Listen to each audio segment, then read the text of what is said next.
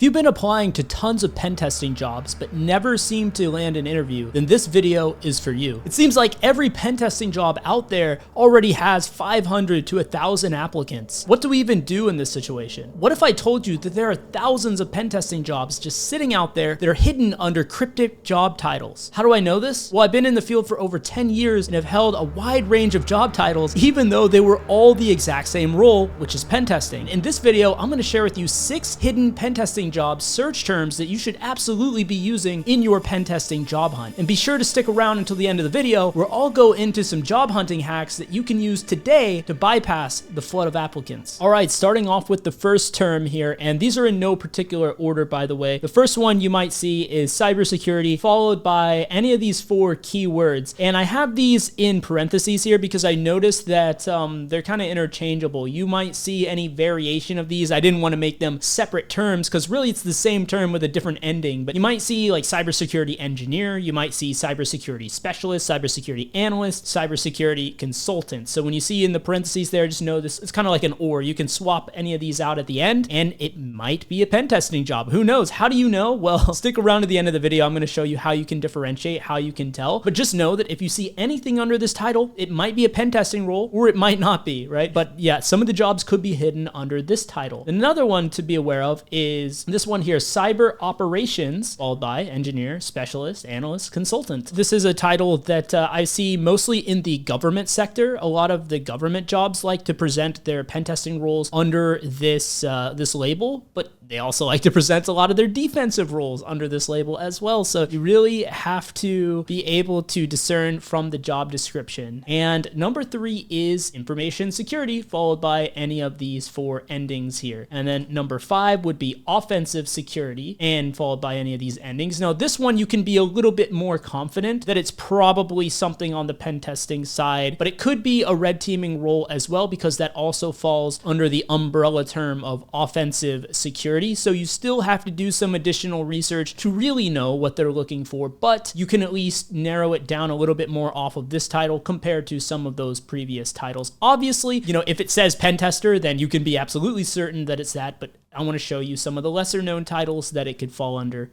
in this video. And number 5 is vulnerability management. Now, vulnerability management is actually a separate role that is more associated with the defensive side of cybersecurity. Essentially, they're the people that run routine scans, maybe based on an agent or something like that, and it comes back with a bunch of vulnerabilities, and they're in charge of, you know, coordinating with patch management and stuff like that to make sure everything's patched and there's no known vulnerabilities out there. However, I have seen it in many cases where a job was listed by HR as vulnerability management, but it was not traditional VM, it was actually a pen testing role. And I've also seen where there are kind of hybrid roles where you are doing some vulnerability management and some pen testing. This is more common at smaller security companies or maybe companies that just brought a team in-house and the people on that team, they need to wear more hats. So maybe they do a little bit of pen testing, but they primarily do vulnerability management or they primarily do any number of other things. That's the one caveat that I will put on top of this caveat is you might actually have a role that is technically a defensive role, but it involves some pen testing because they don't have a dedicated pen testing team. So just be aware of that possibility as well. And if that sounds like something appealing to you, feel free to expand your search into that as well. But definitely something to be aware of. And number 6 is actually red team, followed by any of these endings. Operator is another common one that you'll see. Now, here is another unfortunate inconsistency in the field of cybersecurity. Those of you that are, you know, well read on the subject or well studied, you will know that there is a difference between pen testing and red teaming. These are technically 2 entirely different roles within the offensive side of cybersecurity. However, a lot of people that write up these job titles and stuff are not immersed in the security side and they're not aware that there is a difference, and a lot of times these are used interchangeably. So just because it says red team does not necessarily mean that it's a red team role and not a pen testing role. So you really have to dive into the details, which I'm going to show you here right after this, so that we can determine, is it actually a red teaming role or maybe is it a pen testing role? So definitely be aware of that anomaly as well. So with all that out of the way, and to really drive this home, I thought it would be helpful for you guys for me to jump in on LinkedIn and show you what I mean by doing some of these queries here, and as a bonus, show you how we can determine, in spite of the cryptic job title, what is the actual job that they're looking for. So I put in one of the generic search terms here, cybersecurity engineer. And the nice thing about LinkedIn, I will say, is even if you put pen tester, a lot of times it will come up with some of these other ones. I mean, even LinkedIn's not going to do it perfectly. So it might, you search pen tester, you might still see defensive jobs. So it's really important to develop this skill set to be able to discern these jobs. But hey, if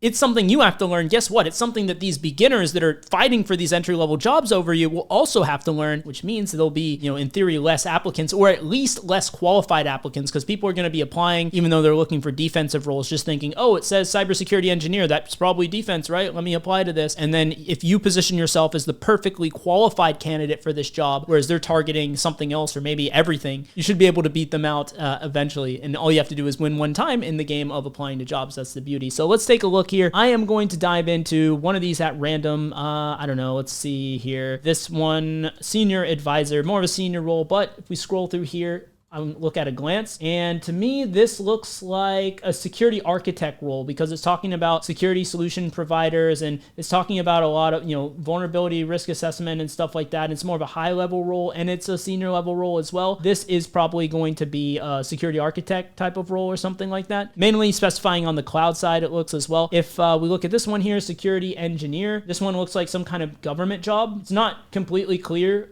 what they're looking for exactly. They're talking about electrical lines and stuff like that. So this one, I'm going to be honest, it's not very clear. And it talks about offense and defense. So I'm going to be honest, I don't really know.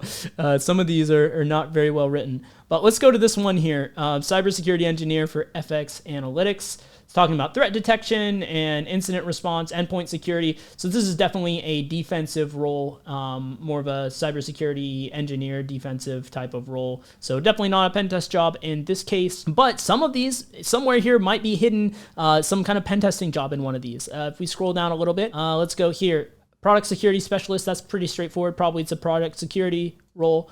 If we go to this PayPal one, we'll scroll through here and let's look at the job description.